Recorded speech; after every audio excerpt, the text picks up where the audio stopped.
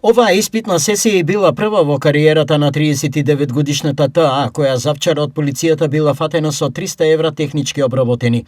Парите ТА ги побарала од турски студент, пошто тој пријавил, а полицијата и обвинителството подготвиле заедничка акција, во која таа била уапсена. Парите ТА ги побарала за испит на медицинскиот факултет по предметот физиотерапија.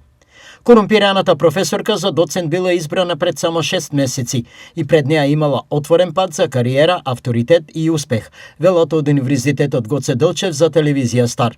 По ова, од Штипскиот универзитет за неа бараат итна суспензија, а во меѓувреме чекаат допис од обвинителството и судот. За нас, нејзините колеги, потегот на нашата колешка е несватлив по ниту еден основ. Сите сме изненадени, револтирани и разочарени, бидејќи фрлена е огромна дамка на нашата институција. Инсистираме таа веднаш да биде отстраната од угада. Коментираат професори од Штипскиот универзитет.